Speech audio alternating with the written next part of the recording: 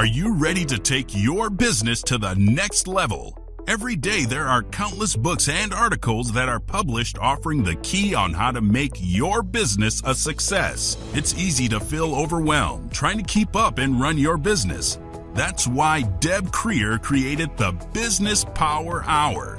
Keep up on the latest trends, best practices, and techniques for how to make your business a success. Let the Business Power Hour do the heavy work for you. Good morning. Good morning. I am Deb Creer, and I am passionate about giving professionals the tools that they need to make themselves and their businesses as successful as possible. And today we're going to be talking about an absolutely fascinating subject. I can't wait to delve into it, but please join me in welcoming Marti Konstant to our program today. Welcome, Marti. So happy to be here, Deb.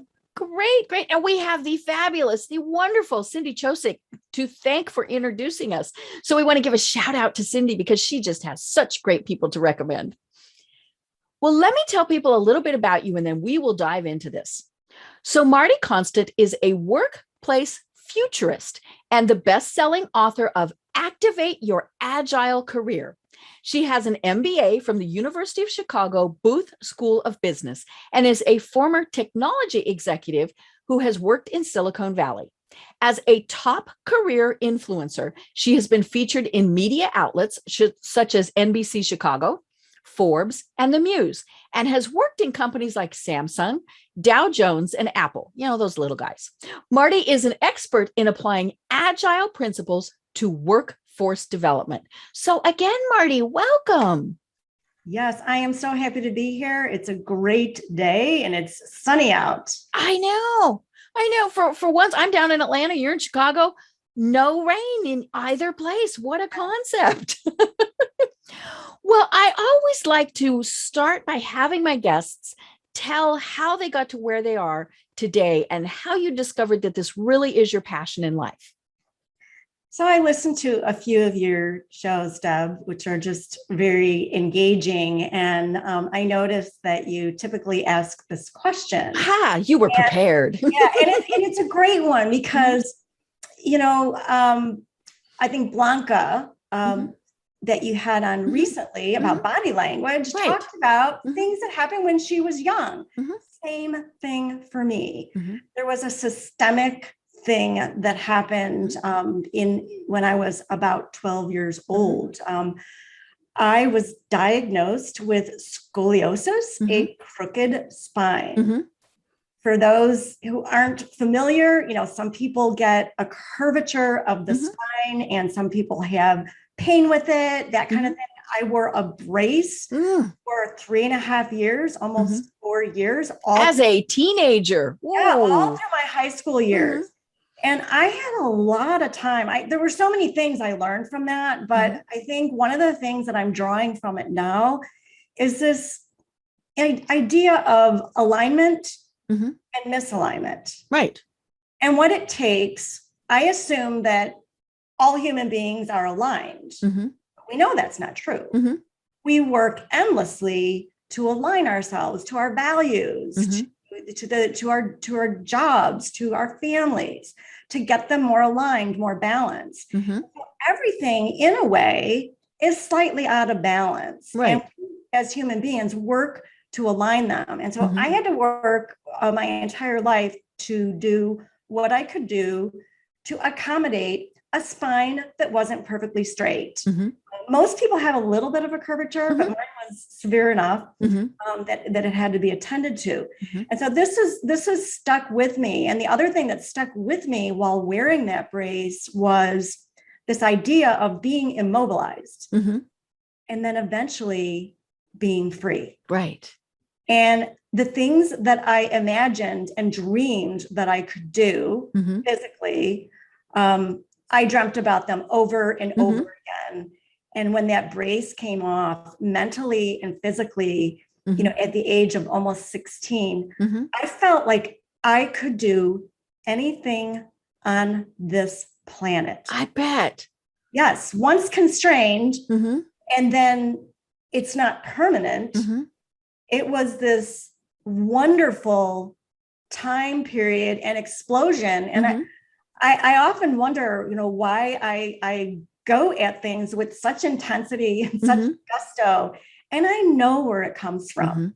I know exactly where it comes from. It comes from deep appreciation for the alignment that I do have, and also my mobility and a body of work that I have studied and researched called agility, is what my book eventually was about, was the optimization of career agility.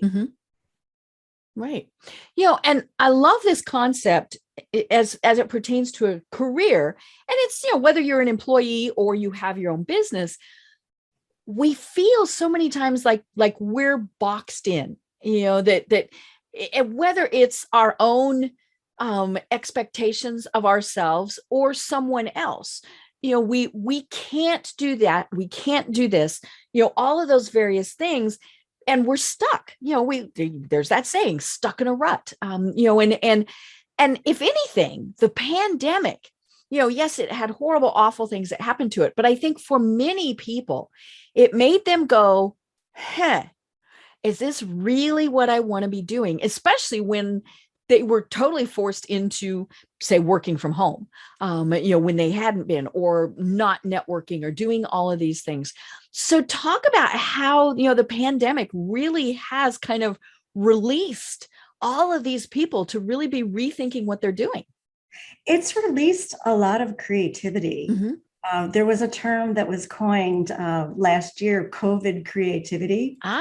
And it happened. It happened to all of us. It's a reassessment. It's a realignment of your values, or alignment. And I think, to your point, whether you want to call it a pivot, a reinvention, a recalibration, the mindset is agility. Right. If you can adapt, agility and its close cousin, adapt. If you can adapt to the changes that are going on around you, notice them, and say to yourself, how does this affect me? Does this affect me in this way? And should I make an adjustment? So it's constantly doing that self-reflection of doing what's right for that moment, and doing a pivot or a reinvention. And a lot of people have. I mean, a lot of people are, there's more people starting businesses than ever before.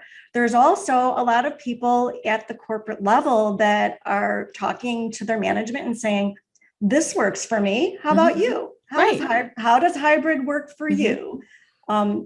As my corporation, it works for me because I can better manage my commute, my children, and I'm happy to come into the office 3 days a week to get certain types of work done. But I really like the flexibility and the productivity that I get when I work in my home office.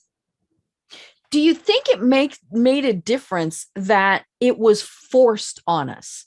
And in, en masse, it wasn't just that you lost your job or that there was, a division that shut down. The whole world was shut down. And, for the most part, many people started working from home. They didn't have the choice. I mean, how many people went to work on Friday and on Monday couldn't go back in? I mean, that was what was so bizarre about all of this. Yeah, we kind of paid attention. I mean, like, if you were paying attention, you took stuff home on Friday with you. But it was one of those things that was almost completely and totally unexpected. And then I think unexpected with, obviously, the duration of it.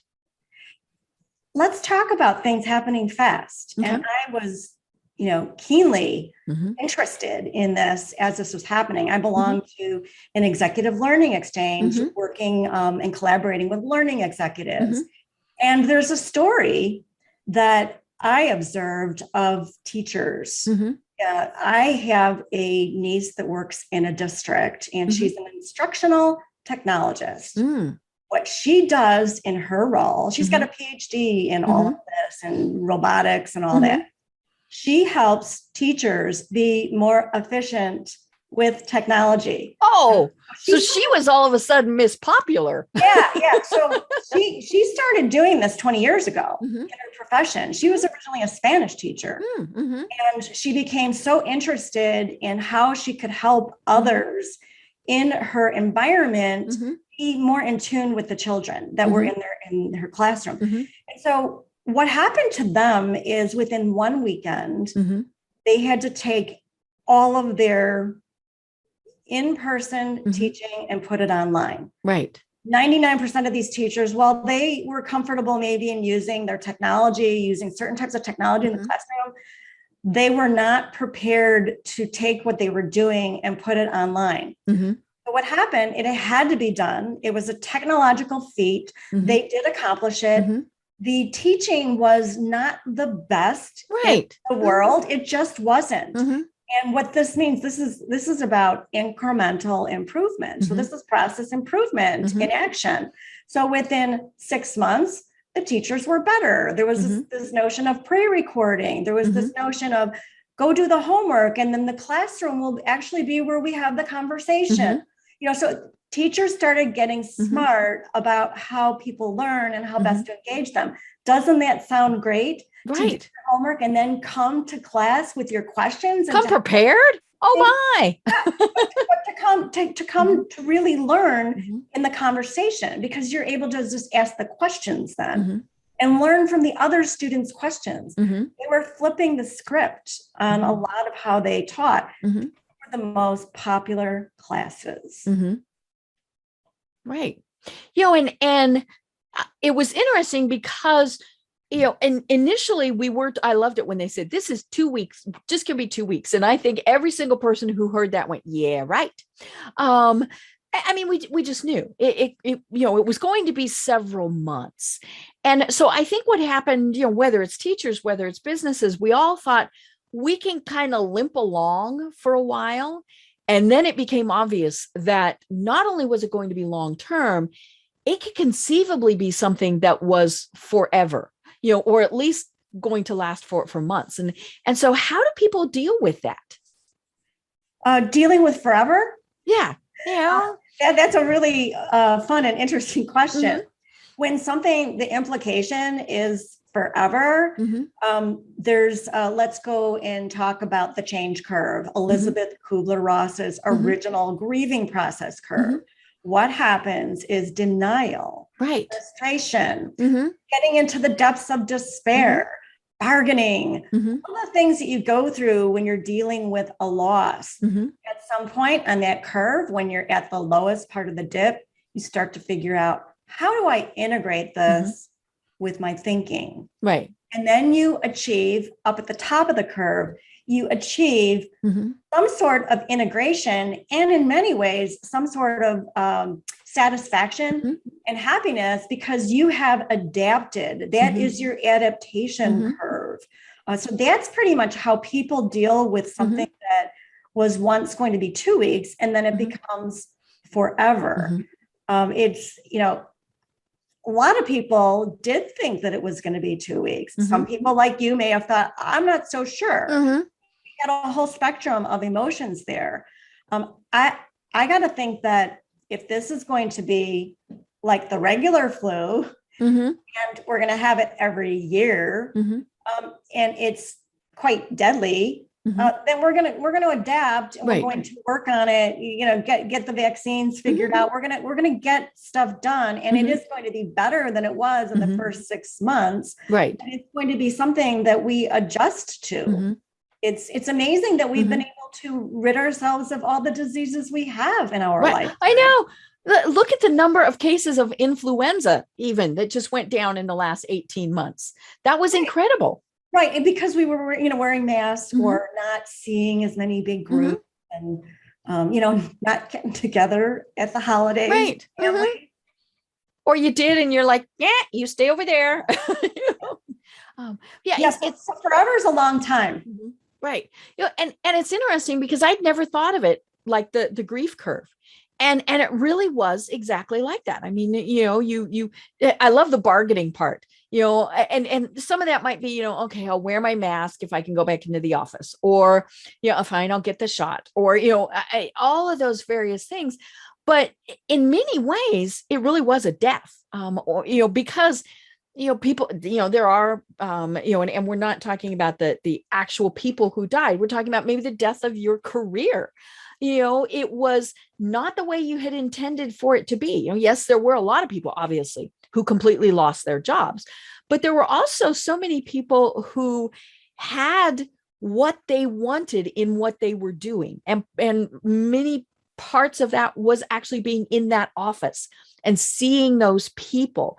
And so to all of a sudden have to switch that up and maybe never actually go in. I mean, yes, technology evolved, and we're definitely going to talk about technology, but technology evolved to where we're back to face and things like that. But yeah, I mean, for a lot of people, and their careers or the path that they thought they were going to be on definitely changed. Maybe it didn't fizzle out, but it definitely changed. It definitely did change. And there's an adapt or die mandate, right, for many. And this is part of why I originally wrote this book. Is it really was, if you're not adapting to circumstances that are around you. When I wrote the book, it was really the technology that right. was a tsunami coming upon us, learning new technology all the time, and the way that we buy goods and services and the way that we behave in the workplace is constantly changing. It was a little stressful on people. And the idea there was to take a look at, okay, how does this technology affect me? One of the things, and I'm going to give this example to you, Deb, because marketing. In 2007, think back, it was before the iPhone was invented, because that happened right. No toy? Yeah. Oh gosh. Oh. Yeah. So we didn't have the iPhone yet, but we were starting to have social media. We had all kinds of things that people were adapting to. And then we had other parts of technology that required adaptation. And I think what happened during all of this was when the iPhone was invented, it was a seminal moment because the world changed. Right. And guess what? People adapted pretty quickly to that. It went from, I have a BlackBerry for conducting business emails, and then I have a computer. I have a computer in my pocket. And then within a few years of 1,000 songs in your pocket with the iPod. Like there's all these things that we adapted to, and we had great productivity as a result of it, but we opened up lots of other problems, security issues, right, that are still happening today because of this very vulnerable device that we carry with us everywhere. Right. And I'm one of those people that I go into Starbucks. Have I gone into Starbucks? I'm not sure I've actually gone into a Starbucks in 18 months, but you go somewhere where there's public Wi-Fi. I'm like, sure. And I know the little smart person in my brain says, danger. And the other person that says, oh yeah, but I can surf faster wins. And so, yeah, it's amazing what we do. And I mean, can you imagine even, taking somebody, somebody from say Wally Beaver, right? Wasn't that who, Wally Cleaver, one of those characters, and bringing them up now. I mean, can you just imagine what, and the changes that happened, throughout the years, through, everything starting, back with caveman all the way through, the changes are happening more rapidly. And we're seeing things that are, it's not just, hey, we've added this, it's, hey, we've added this and this and this and this and this. And it can be, especially if you're one of those people who doesn't like change, and that's, let's be honest, many people, it can be incredibly intimidating and scary. Right. And it's, there's going to be more change in the next 10 years than there was in the last 100. Right. It's shocking. And, as we're going back to, let's say, 2006, 2007, as a marketing person, as a marketing management person, a marketing director, marketing VP, I was thinking, what do I need to do to be successful in my role and to adapt to what's going on? What was going on in 2006, not just social media, it was all the automation and the technology that was necessary to become a good marketer. So digital marketing had its heyday. Digital transformation then became a thing. And people who stayed with like, oh, well, I got my MBA, I'm a brand manager, I'm a product manager. Some of them missed the digital sweep that was going on over their head. So if you weren't adding the word technology, fintech, marketing tech, med tech, if you weren't adding that into the back of your department or into the back of your title, your department was missing the mark. I adopted the phrase marketing technologist in my role during that time before there were a lot of marketing technologists. There weren't that many of them. And I figured that is an agile way to think about your profession. You take the latest thing that's happening, you figure out how to integrate it into your work, and you future-proof the very career that you're building. And, we've got all kinds of trends right now we can look at and do the same thing. We don't yet know how to integrate them, but we have the opportunity to study AR, VR, and AI and Bitcoin and figure out how these things are going to impact our role as it is today. Because guess what? It's going to happen within like 2 to 3 years. It's not going to be something that's going to happen 5 years from now. Right. Yeah. And I think that's one of the things that the pandemic has done is it has accelerated many of these various technologies. Just look at online meetings. That went from, you did some things and maybe you did webinars, and those had been around for a while, but to actually be able to hit the button and immediately connect with somebody and have a face-to-face quick little meeting. That really didn't take place until the pandemic. We recorded many of these programs via Skype, and so that was kind of, it was obviously there, but Zoom, holy schmoly. You talk about a company that went, what can we do to jump on this bandwagon? And the PR person in me recognizes the fact that when they said we're giving it to schools for free, that was their tipping point. Because, everybody went, well, if my kids are using it, maybe I should be using it too.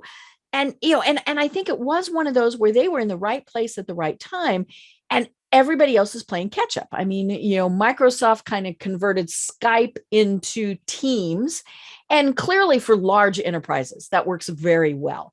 But, for the small type of businesses, it's still Zoom. And somebody the other day was telling me, they had a new technology and they were doing it because they didn't like Zoom. I'm like, no, I'm staying on Zoom. I used it so that I could see, what it was like, but it was like, no, this works right now. Now, will there be something else? Sure. But it really has been incredible how things have changed and changed so quickly. Right. And speaking of companies like Zoom, that's an example of a technology company that made it better, cheaper, faster. Right. That's a classic technology play. You make something better, you make it smarter, you make it easier to use. And that's what they did. It did that. It didn't do everything that Teams did. It's just doing what we're supposed to be doing. And we've become lighting experts and microphone experts. I know. We were talking about that. We've got our mic. We've got our big, ring lights, all of those various things. It's not just people who have small businesses. I coach people. I coach a program called The Art of the Start, How to Crush Your First 90 Days. I do that coaching for people because there's almost 30% of people don't make it through the first 90 days. That's a stat that's really a sad one. And there's a lot of things you can do. But one of the things that one of the people that I've been working with said, okay, where do I get the green screen? How big should the ring light be? She is a remote worker on client success for a payments company. Right. And it's a busy, growing company. and she's on the phone a lot and she's talking to people a lot. And now she's making her entire background professional. And it's going to be branded with the corporate work. Right. A virtual screen right now. And it's, you could put the logo on behind it as well. But she wanted the green screen so that she didn't, her hair wasn't flying around and looking like a ghost. Yeah. Right. And I love that, the word you put in there was professional, because initially in, maybe the first even 3 months or so, we went with what we had behind us. We went with, now, granted, I had different equipment, but that's been because I've done this online, as the podcast and video for, several years. And so I already had the toys, but, we didn't care that, the unmade bed was in the background and that the kid might wander across, or the cat, all of those things. But then it really did become clear that in order to be thought of professionally, we had to take the steps. I mean, how many times were we, when somebody was doing Zoom in particular, they didn't have their camera at the right angle. It's like, really, I don't need to look up your nose anymore. Set it up on books. This is not complicated. Or the backgrounds, it's very easy to find a background. It's so funny. I was on vacation last week and did a program while I was there at my mom's house. And so my background was a bedroom. It really, and so the bed was back there, the stuffed animal was back there. I mean, all these various things.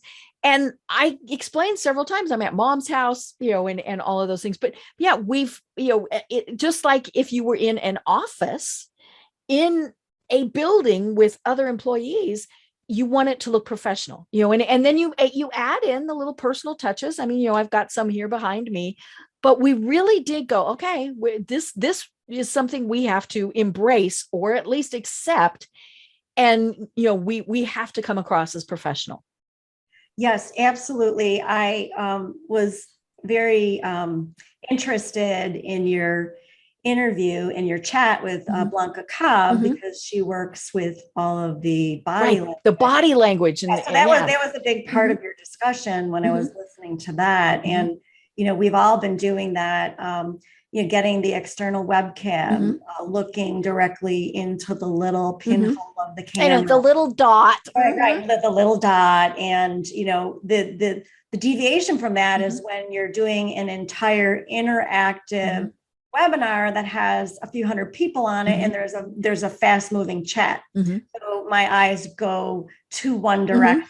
It's not optimal. And I'm sure there's ways to improve on that, but I think about that, like, oh, my eyes are shifting right now. Yeah. If I'm looking over here to read something, it doesn't look pleasant, but I usually say, oh, I'm going to look in chat so that they know that that's what I'm doing. Right.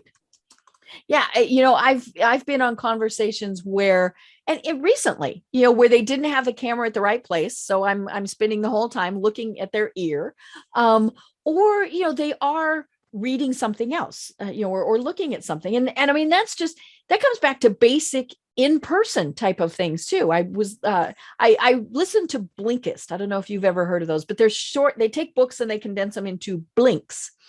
And so I was listening to one today, and it was talking about the fact that in an in-person meeting, one of the things that you absolutely positively have to do is put your phone away, because we glance at it, it goes, and we look at it, and the perception then is that you don't care, that you're not paying attention, and so it, obviously the book was written before the pandemic, because it was saying, if you're in a big meeting, you tell people no phones, and even if you have to pass the basket, you take their phones away. And now, of course, that we're on Zoom, we're still looking at our phones, right? They're kind of down here out of the view so that we can see them. Or, I mean, like, I have two great big monitors.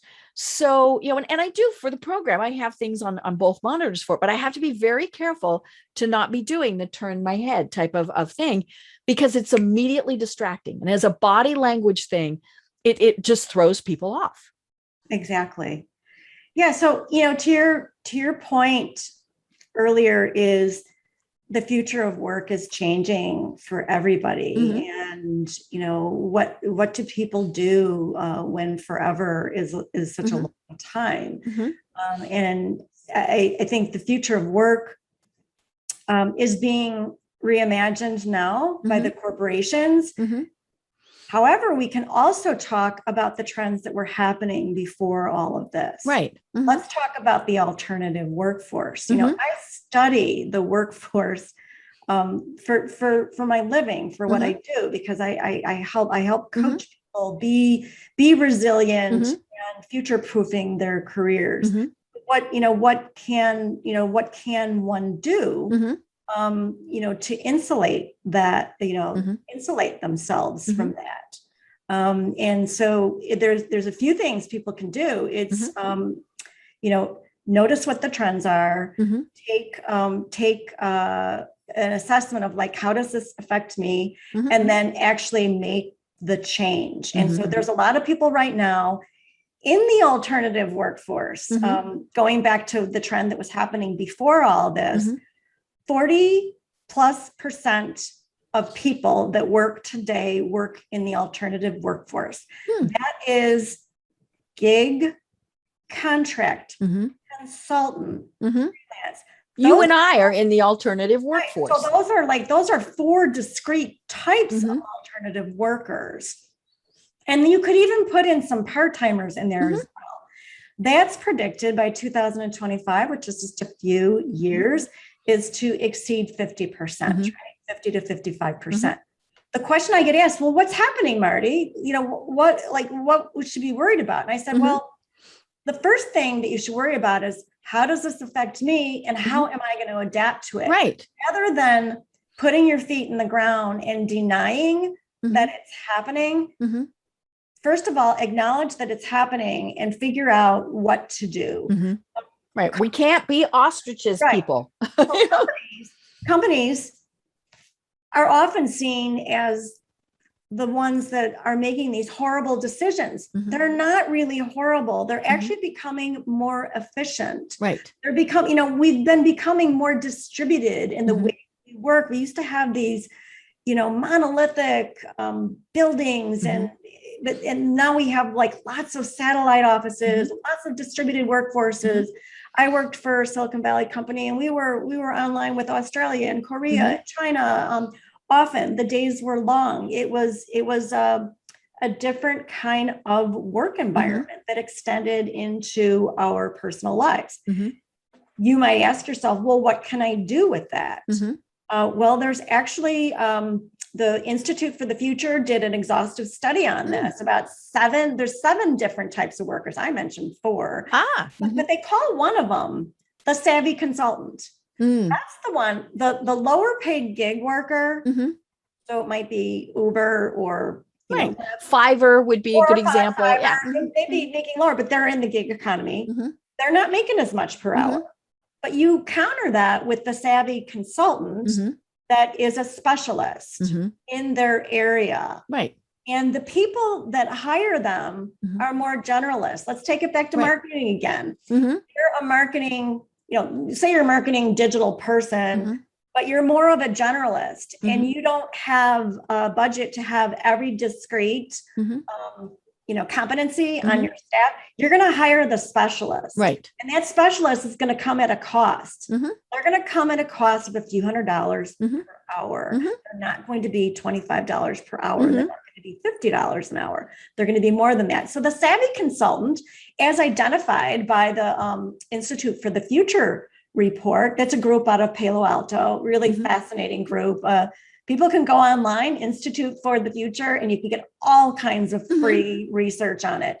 But the savvy consultant does very well. And you can actually live somewhat of your dream if you carve it out nicely. Right. Now, having said that, there's a lot of other freelancers that might be they might not be working on Upwork, or maybe they are, maybe they aren't.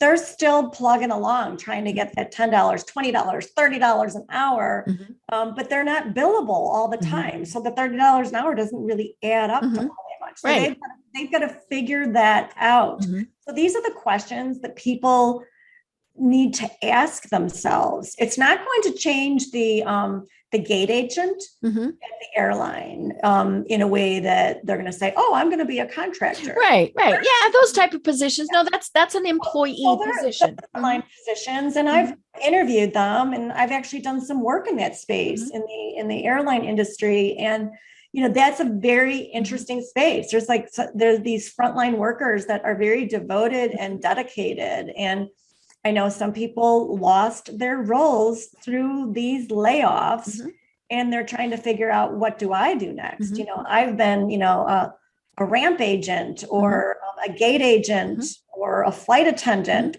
What do I do? The answer is there's actually a lot of things you can do. Right. You've got great skills. Yeah, there's customer support. All these people have this frontline responsibility to a community of people. And I've worked with these people. They care passionately.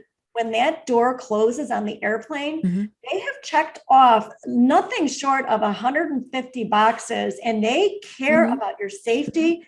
And they want to make certain when that plane takes off, everything that's been cared for, and that you will have a safe flight.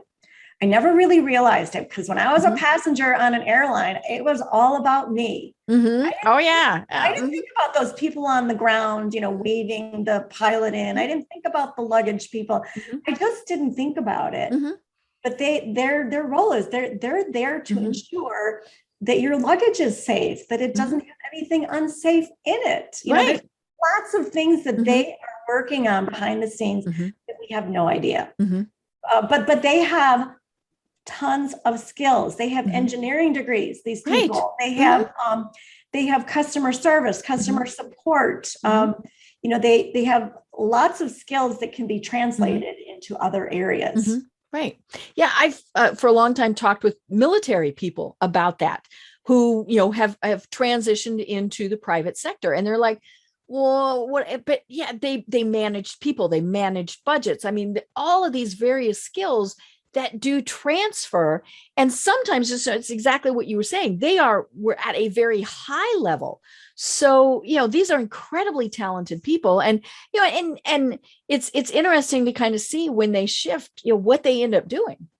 Yeah, well, it's happened before, it's not always that you have to look to the past, but I think the way that our industrial revolution, our technology revolution, all these things that have happened, and the agrarian revolution.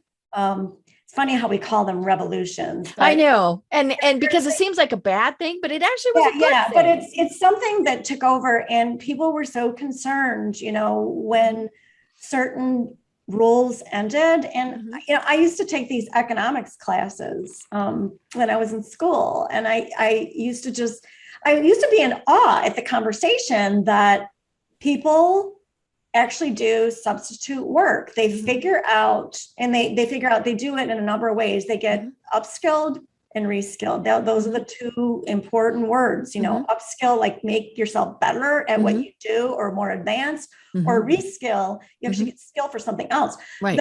There's programs all over the country. I spoke at a program in the state of Illinois that is working to help people, it's like mini boot camps, and they're aligning with the universities within the state of Illinois to actually deliver the courses, but it's an Illinois funded program.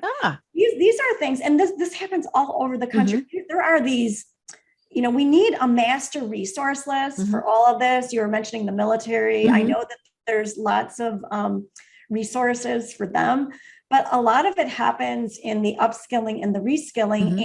And it's not just the transferable skills themselves, but how to talk about your transferable skills. When someone tells me I'm a good problem solver, that doesn't mean anything. That doesn't say anything. Right? I mean, you might as well just say, I do stuff. Right. When they tell me that they, tackle the technical when other people can't figure it out, that means something to me. Right. It's like, so it's about being able to talk about yourself in a way that is both memorable and supportive and helpful to the roles that they might be interviewing for. Right. Yeah. I mean, I tell people all the time, because I work with them on their LinkedIn profiles. your headline, and you have a great headline, it needs to be descriptive. I don't care that you're the president, the founder, the whatever of whatever. I want to know what you do. And I want to know it right there, because that's what makes me want to decide if I'm going to read anything else. Right. And LinkedIn is a really good example. I know you do a lot of work in this area, and we're also grateful that people specialize in the LinkedIn strategy, because it's a huge part of making people relevant in the workplace. You can take what someone does right now and package it in a way that within 48 hours to 72 hours, they can be more marketable and more findable online. Right. I've seen it happen. I know that you have. It's because it's digital and it's online, it's immediate. It's not like the resume that you have to wait to use it. The resume is the complementary tool, some of the same keywords. So I think these things are really important. I was working with a person that was working in healthcare, and I said, well, what do you do? And she said, well, I handle all the billing, the operations. She had a master's degree in healthcare management, so many things, so important. And I was looking at it and I said, oh, you help people in the back office so the doctors can care for their patients. Right. That's so perfect. Why not put your banner, the one that's not really searchable, but it's visible. Why not put your banner, I care for the back office, so you can care for your patients. Perfect. Taking to the entire healthcare profession. It's a very small and simple statement. And the eyes went up. It's just a few words that make a big difference. As opposed to, I do billable stuff. Right. or I'm chief of operations. I'm COO, or really tell me what you do. Yeah. I know I have one thing on mine, but I'm constantly evolving. And what I've come to agreement with myself lately is I help mid-career job seekers find their right fit roles. I help mid-career job seekers who have more experience than opportunities find work. I help them shed their invisibility cloak so that they can translate their in-demand portfolio of skills, something that their dream employer desires. Right. So these are words that mean something. I've given like a whole little spiel, but each one of those phrases can mean something and capture the attention of the people that I am serving. Right. And your job title never, ever, ever does that. No, it doesn't. I mean, yes, I'm a workplace futurist, but that's not going to tell a job seeker how they can find a job. It's not going to tell a person who just found a job how they can crush their first 90 days. Right. And there are so many opportunities out there for people. And, especially now, I mean, the pandemic really is turning things upside down. And, one of the things, you talk a lot about technology. That's been one of the things that people have, oh my gosh, my job is going to go away because of robotics, because of AI. And I had an interesting discussion with my cousin over the weekend, and she works for a company that is building a new facility, and it's going to be huge on robotics for what they do. And she said the people that will be working there will be some of the most skilled people around, because we are not at the point where the robot from Jetsons goes off and does what she's supposed to all by herself. The programs still have to be written. People still have to manage them. There are still parts of things, many of those, that takes people doing them. And so, you were mentioning, know what's coming. Okay. If you're in a company where maybe that could become that expert, be that person that when they go, okay, we need somebody to do, you're like, me, that's me. Or customer service. We're all seeing a lot of, especially online where it's AI, you type the question and it's not a person who's answering it. It is a computer driven set of answers. And it's always fun to try and mess them up. I try and do that. But, if you're a person who is working somewhere, well, then first of all, it needs help on, what are the questions people are going to ask. But there are definitely times where people aren't going to know what to ask or how to ask. And so it still takes a person being there. Right. And this opens up so many doors for conversation. The World Economic Forum published in 2020, 89 million jobs are going to be lost to automation. 97 million are going to replace them. A lot of controversy. Right. That's just a 2 million difference. I mean, and you can believe it or disbelieve it. But the thing is, the jobs are not going away. Right. They're just changing. If not, we're if nothing else, we are adding jobs. The greatest vision of anything in robotics, which is what, my niece studied, what Lego company is a robotics company now. Right.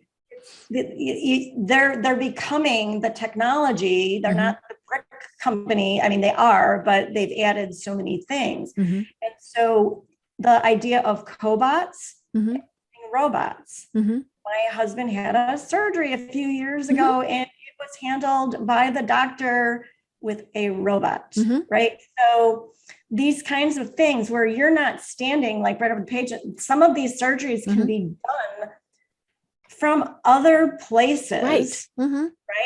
With the machines. What a handy use of a cobot where a human pairs with a robot.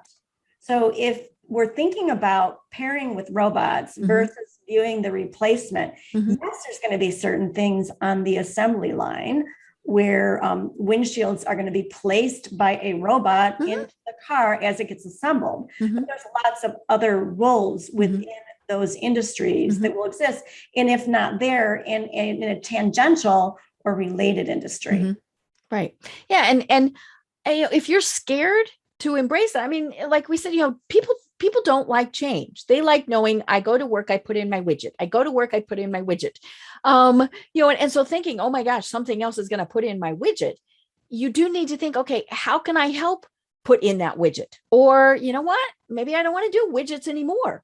There are so many opportunities for people to just be open to it. And you talk about that a lot in your book. I didn't read the whole thing. I apologize, but you've got some great principles in there, and many of them are be doing two things at once. You call it pursuing in parallel. Where you're trying something. Hey, we might see if this is going to work, and then maybe it does, maybe it doesn't. That's, I think, how the gig economy really got started. People were wanting to make extra money, had extra time, all those things, and so they started doing things evenings and weekends, and then went, "Ooh, hey, I like this." We talked in the model, the career agility model. There's two related principles. One of them is to pursue it in parallel. The way to ensure your future is to be testing out other things that you care about, that you love. It might even be a hobby that could one day replace something. It hedges your bets. But there's also this concept of A/B testing career. Now that can be done in a marketing analysis. It's typically everything's all done at once. You test like 6 variables. What works? Right. You've got 2 ads running at the same time. 2 things. But in this case, you can do 2 side by side, but you can also do them sequentially. If you were in love with the type of role that you had 3 years ago, and you're missing it like crazy, you have permission to go there, right? To get a role that may be a more modern role of that. It may be the exact same role. No one's telling you you have to navigate through your career in a way. You can test and again, do I like this one better, or do I like this one better? Right. You do it over and over and over again. And the idea is you fine tune it to get to where you want. Everything that I've thought about in my career has been that way. It's been a shaping of the future. Right. And it's interesting because there are people who, like I said, I go to work, I build the widget. I go to work, I build the widget, and they're very comfortable in that position. I mean, there are still people who have been with the same company doing the same job for many years, but you still need to prepare for the fact that things might change. Because I think that's where we see, obviously, the biggest issues is when somebody went and did the widget every day and somebody went and did the widget every day. And now all of a sudden that has changed. They have absolutely no idea what to do. They don't know what interests them. They don't know, anything else that's even out there. So maybe you're happy doing the widget and you want to stay doing the widget, but be thinking about what happens if you can't do the widget. Right. It's always, it's the imagination. Mm-hmm. There's a post that I wrote recently about you have to imagine the future. Mm-hmm. You have to bring the future to the present. Mm-hmm.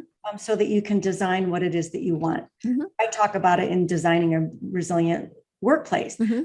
You can bring the future to the present when you're designing your own future. Mm-hmm. What does that take? It takes imagining what's Mm-hmm. possible. If you think about, the sci-fi. Mm-hmm. Sci-fi movies, that's the perfect place for imagination because Right. people actually did things in the movies that didn't exist. Mm-hmm. So the iPad exists years before it became a thing. Mm-hmm. It was in someone's imagination of what it could be. The people designing things like the iPad and these tablets, Mm-hmm. it's not a mistake that they were influenced by this imagination. Right. Gene Roddenberry was one of the biggest futurists that existed. Right, that's correct. So it does take our future is in the hands of the creators. Mm-hmm. It's in the hands of the designers and those that are willing to take the risk to imagine what's possible. There's a favorite line in the movie. I think it was You've Got Mail. Mm-hmm. And Jean Stapleton is talking to Meg Ryan, and she had to give up her bookstore. It's all she ever knew. It's all she ever loved. And she said, "Dear, you are very brave," as she closed up the bookstore. Imagine a different future for yourself. And it's a quote that kind of brings tears to my eyes because she was letting go of something that was near and dear to her. Right. And she became something different that was in a tangential related area. And it was something, of course, the movie ended. We didn't know exactly where she was going, but we had an idea that she was going to be, this arbiter of good taste of these types of children's books. And, it was different than a bookstore. Right. So there's story after story after story. And I have them in my book. I have them, in all of the places that I write because I'm perpetually interviewing people. Right. Well, and we learn from stories because we go, ooh, that sounds a lot like what I'm going through. That's correct. That's correct. We're encouraged by the stories of others. If you start a post or a book with a story, it's going to bring me in right away and I'm going to grab onto it. And we all know the power of story for and marketing and positioning yourself for the work that you want. Right. It's going to be your stories that get you the role. You can't just say I'm a problem solver. You have to go into the details. When the plant shut down and the snowstorm was coming in, we thought we were done for. People couldn't even get out of the parking lot. We had a meeting and we got together and were able to tackle this problem on the line. And not only did we make our deadline, we exceeded our customers' expectations. Right. Yeah. Just you create a little vignette of a story that can be so powerful that adds on to what that means when you say that. Right. And we all have those stories in our lives, and I tell people on LinkedIn, that's what you need to be doing is telling those stories. But now really is the best time to be rethinking those stories. I mean, it's incredible the opportunities that I see for people out there. And I'll be honest, a big part of it is because of the pandemic. It shook us out of the complacency, out of all of those various things. And even if you're in a business where you're an employee, and now is a good time to be rethinking those, hey, does it really work for you to stay working from home? If so, justify why to who you're working for. Just don't, wait and see what the policy is that's going to come down. Take active control of that. And I think that's, or if you have a business, okay, is your business really keyed towards what needs to be done? I mean, a lot of the businesses I think that failed, unfortunately, were failing because they were stuck in the past. How many times did we hear, this is the way we've always done it? This is the way we've always done it is not going to work anymore. Right. And if you type in, you'll know this because you know LinkedIn, if you type in the word remote work, you're going to be shocked at the number of jobs that are available. Absolutely shocked. Right. It's a matter of using that search bar, checking them out, figuring out who does it, and then just saying that this is what I want. I'm working with someone right now out of Silicon Valley that is looking for a remote role right now. But she's also practicing for the Olympics. So wow. It's not the balance beam. It's one of those sports that you actually could do and hold down a job. Right. So it's like that kind of a sport, but it's a really worthy, wonderful goal of hers. And it's possible. And it's, she is imagining what's possible and she needs the remote work for it to happen. And I'm confident she'll get it. Right. Yeah, because she needs to be able to be in different locations, maybe even every week. And I mean, how many of us want to do that for fun? I mentioned I just went on vacation last week. I still check my email every day. I still did work every day, all of those things, but I was somewhere else. And same thing with my husband. I mean, he had his work computer every morning. He logged in, he did all sorts of things. And then we went and did other things. I had a guest on not long ago who was talking about actually working with people so that they can go to different countries. And she's really, obviously that's more of an executive type of position just because that's not inexpensive. But it was fascinating because, if we have good Wi-Fi, we can work from wherever.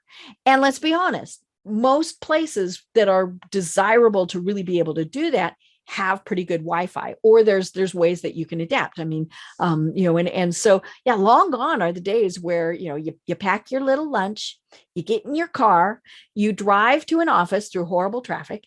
You sit there for 8 hours, you talk to people around the water cooler, you eat your little lunch that you packed, and you drive home. I mean, that's just not going to happen. It is still scary. I mean, how many companies said, hey, we're going to go back in at least hybrid in September? I mean, I've talked to a lot of them and now they're like, no, that's not going to work either. And the uncertainty is obviously very, very scary, but yeah, take control of it and say, you know what, I'm good with not going back in September because this is what I'm doing. And this is how I'm able to be incredibly successful at what I'm doing.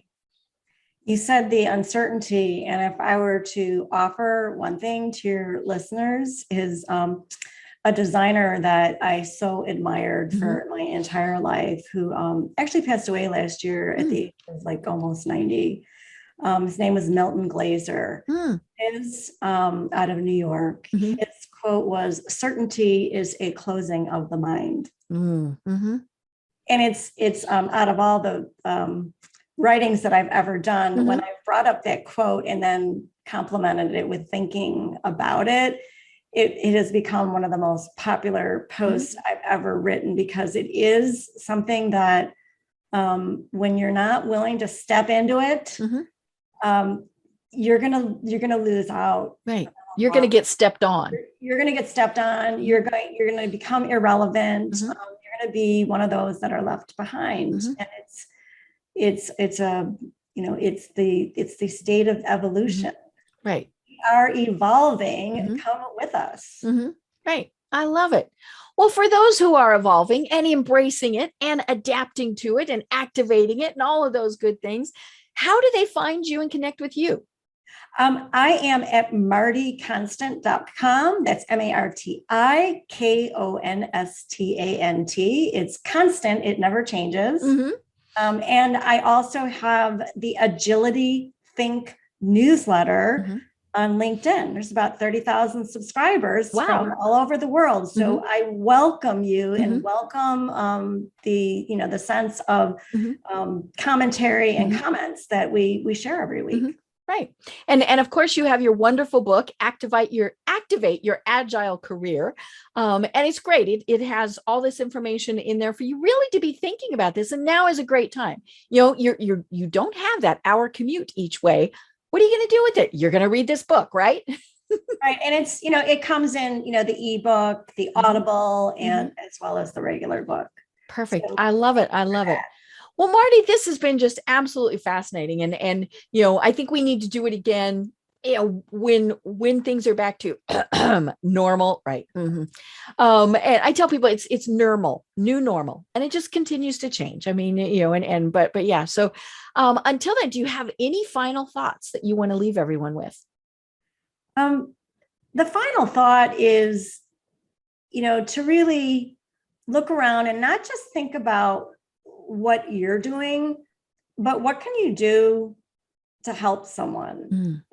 What can you do to believe in someone, tap on their shoulder and say, how can I help? It is the most empowering experience you can imagine, not just for you, but also for them. I love it. I love it. Yeah. How can you help others? I mean, and as we help others, of course, we're helping ourselves. So, but yeah, think about how you can help others. And so what a great way to end the program. I'm Deb Creer. I've been having a fascinating discussion with Marti Konstant. Can't wait to do it again. But until next time, everyone have a great day.